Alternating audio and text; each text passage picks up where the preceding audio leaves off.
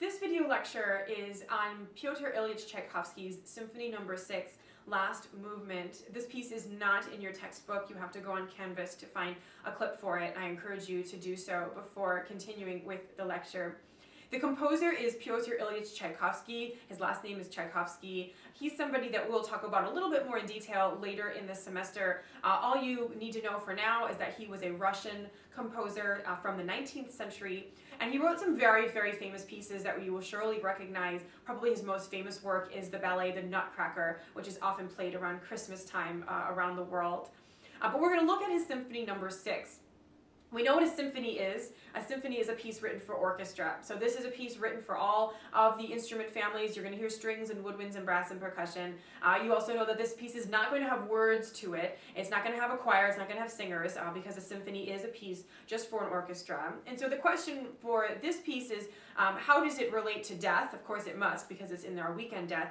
And how does it do so when there are no words? If there are no words telling you that it's about death, what does the music do to depict it?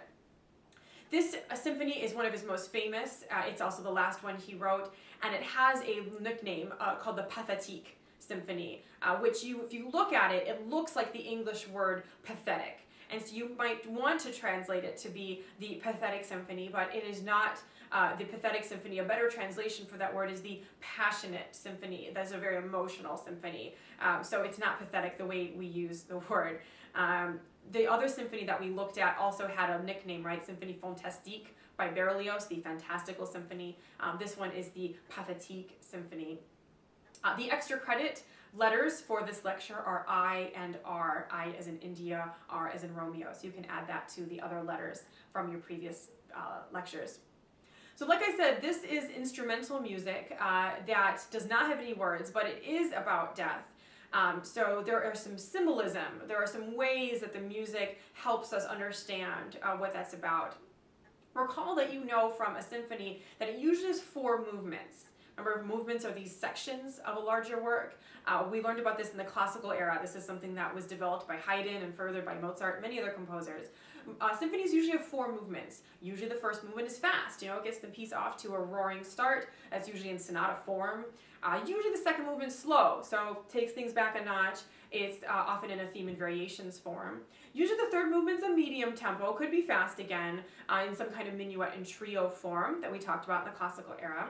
And we didn't talk about it so much, but usually the last movement is fast again. Usually it brings things to a roaring, exciting close. We want at the end of a piece for the audience to leap to their feet and clap wildly, so we want the piece to end in an exciting way. So often the last movement is fast, often it's in some kind of sonata or rondo form. This piece is not. This is a last movement that we're looking at, and it is slow. It is very slow. It is an adagio movement. And that's already a sign that maybe this piece is about something different, that this piece isn't your typical symphony. The fact that he would end it with this very slow movement is his way of saying we're ending with something serious. We're ending with something maybe dark. We're not going to be leaping to our feet at the end. Maybe we're going to be ending on a more contemplative note. So that's already a way that instrumental music is able to tell us something, is by changing the form around, by having this movement be a slow movement. Another way is by using the instruments in a particular way. And this is a symbolism of death. If you hear of the brass section, specifically the trombone section, play by itself in a piece of music, not always, but often that's some kind of symbol of death, or of fate, or just of something serious. The trombones have this kind of, regal, kind of a solemn quality to them, or they can. And so if you're listening to a piece and the whole orchestra cuts out and you hear just the trombones play, you can assume that maybe there's something about death or fate happening. And that's exactly what happens in the symphony. And I'd like to turn your attention to about track mark 7:24 on your clip, 7 minutes 24 seconds. And near the end, about the last 2.5 minutes of the work, the whole orchestra cuts out and you hear just the trombones play. So immediately, if you know about that symbolism, you know, oh, I think we might be talking about death here. So listen to that part And listen to what happens after that. After the trombones play, the melody from the movement is repeated a few times, but it gets lower and lower in register, like it's sinking down. You hear the violins do it, but then you hear the cellos and you hear the basses, and then the pitch, the sound, the notes just get lower and lower and lower. And that's also a symbolism of dying, of sinking, of something depressing. Remember we talked in Dido and Aeneas about how when notes go down, that's a sign of something sad. And that's the same thing happening here. The notes, the register of the instruments is getting lower and lower and lower, like it's sinking down. Now, interestingly, Tchaikovsky, after he wrote this piece, he was the sort of person in charge of the orchestra at its first performance, at the premiere of the piece, and he died 9 days later. So this is almost the last piece that he wrote. There was another piece that he was also working on at the time.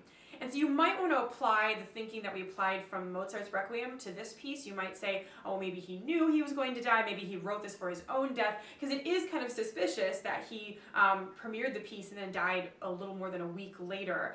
But the truth is that Tchaikovsky's death was rather sudden. He didn't know he was sick. He was in perfectly good health when he conducted the piece. And so there's not any kind of romantic notion that he wrote this for his own death. He wrote it, and it's more of a coincidence that he had passed away 9 days later. But that is sort of an interesting fact about Tchaikovsky's symphony. So take a look. Listen to the entire movement. It's a little bit longer than some of the other pieces that we've listened to. It's about 10 minutes long. It's a very intense movement, and listen in particular to that last 2.5 minutes.